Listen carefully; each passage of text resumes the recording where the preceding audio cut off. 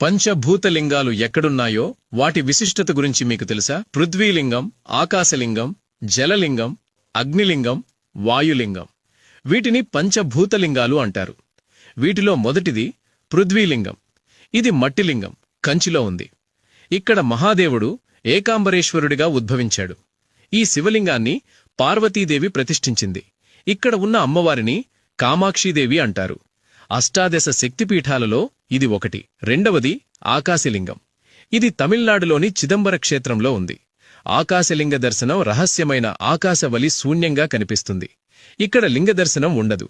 అందుకని చిదంబర రహస్యం అని పేరు కూడా వచ్చింది. ఇక్కడ నటరాజస్వామి, శివకామి సుందరీదేవి అమ్మవారు మాత్రమే ఉంటారు. మూడవది జలలింగం. ఈ లింగం కింద ఎప్పుడూ నీటి ఊట ఉండడం వలన దీనిని జలలింగం అంటారు. ఇది తమిళనాడులోని తిరుచనాపల్లి సమీపంలో గల జంబుకేశ్వర క్షేత్రంలో ఉంది. ఇక్కడ స్వామివారు జంబుకేశ్వరుడు, అమ్మవారు అఖిలాండేశ్వరి. బ్రహ్మహత్యా పాతక నివారణ కోసం మహాదేవుడు ఇక్కడ జంబుకా వృక్షం కింద తపస్సు చేసినందుకే శివుడికి జంబుకేశ్వరుడు అని పేరు వచ్చింది. నాలుగవది అగ్నిలింగం. తమిళనాడులోని అరుణాచలంలో తిరువన్నమాలయ క్షేత్రంలో జ్యోతిర్లింగంగా ఉద్భవించాడు. అరుణాచల శిఖరంపై ఒక అగ్నిలింగం ఉద్భవించి తేజోలింగం అయ్యాడు. ఆయన పేరే అరుణాచలేశ్వరుడు.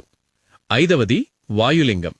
ఆంధ్రప్రదేశ్ తిరుపతికి దగ్గరలోనే శ్రీకాళహస్తి క్షేత్రంలో వాయులింగంగా ఉద్భవించాడు. ఇక్కడ శివుడిని శ్రీకాళహస్తీశ్వరుడు అని అంటారు. అమ్మవారి పేరు జ్ఞానప్రసునాంబ. సాలెపురుగు, పాము, ఏనుగుకి మోక్షం కల్పించి తనలో కలుపుకున్న క్షేత్రం శ్రీకాళహస్తీశ్వర క్షేత్రం. మీకు ఎటువంటి నరదిష్టైనా తొలగి ఐశ్వర్యం